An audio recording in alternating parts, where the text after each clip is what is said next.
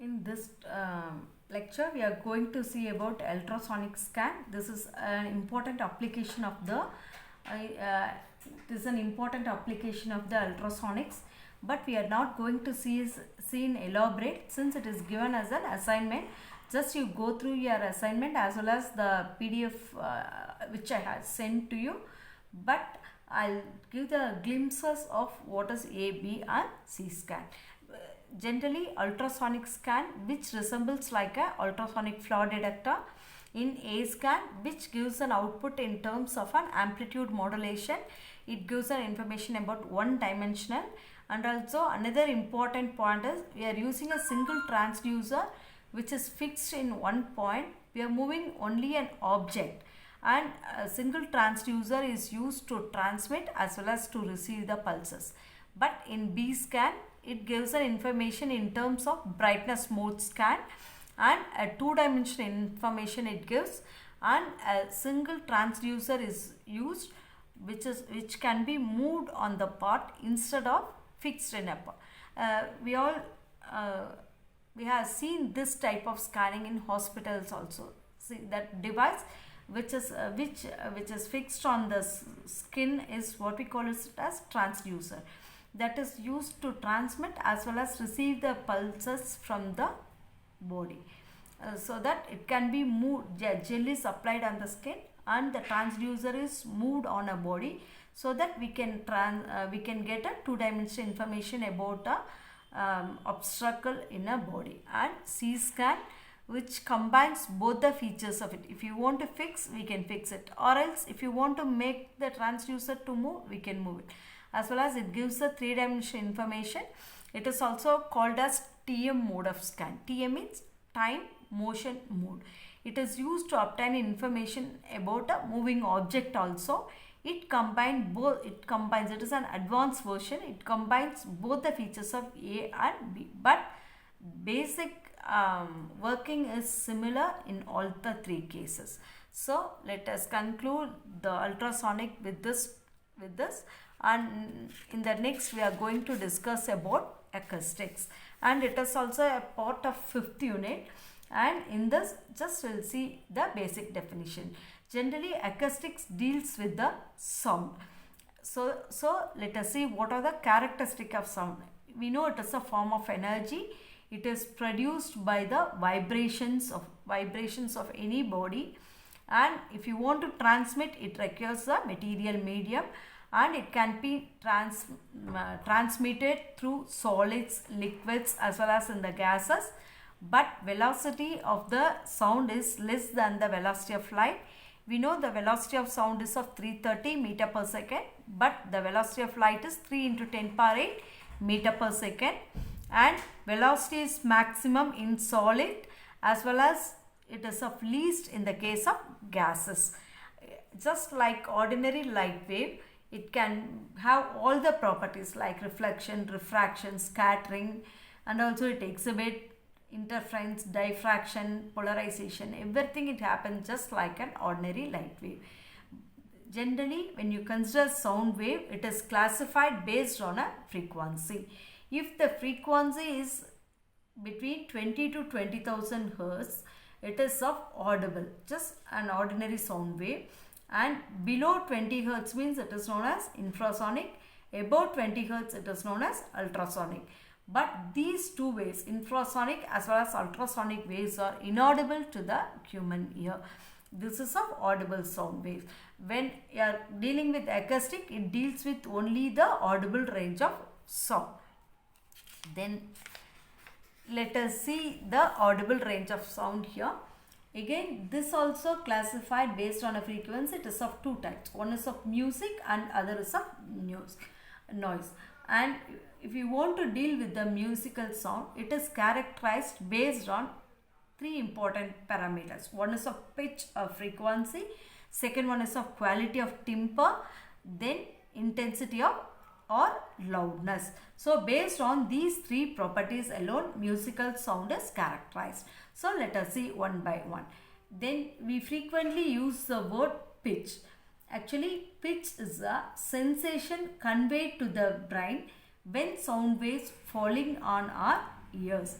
then it is measured on the measured with the help of a frequency, on the basis of frequency. So it is a physiological quantity, a sensation produced, and it is a measure, that is a physical quantity. So it depends, pitch depends on frequency. It depends directly on frequency. That means if frequency is high, pitch is also high. Normally when you consider male and female voice of same age group or else in the same crowd, but female voice is of greater pitch or shortness is greater when compared to the male voice. And also best example is mosquito, which produces high pitch sound than the roaring of lion, which is of low pitch.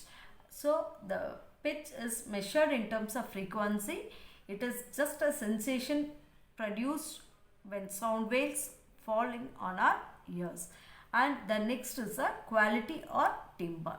Say for example, in order to explain this quality, first let us see an example. Say violin and guitar, they are both, the violin and guitar are making a sound with the same frequency, but we can classify this is a sound from violin, this is a sound from guitar.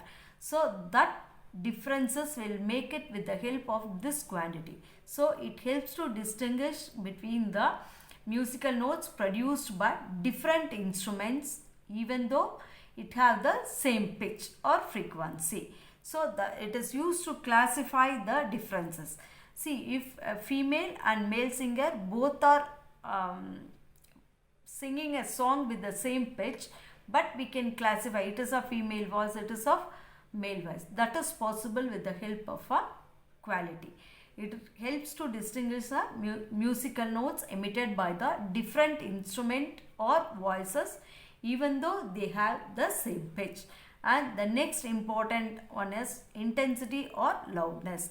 Intensity is a measurable quantity that can be measured with the help of this formula. This is the Q is the acoustic energy per unit area.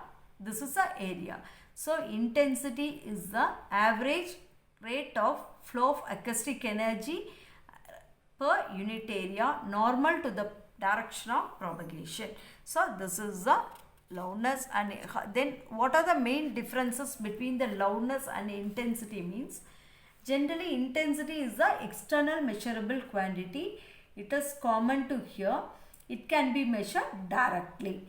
But when you consider a loudness, it is of sensation produced in, it depends on an individual listener, as well as it is measured in terms of intensity.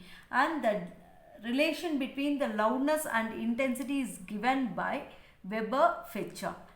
Okay, so these two scientists, they give a relation between the loudness and intensity. Let the loudness is taken as L and intensity is denoted by a letter I. This is the relation between them, that is loudness is directly proportional to logarithm of intensity. This is a Weber-Fechner law.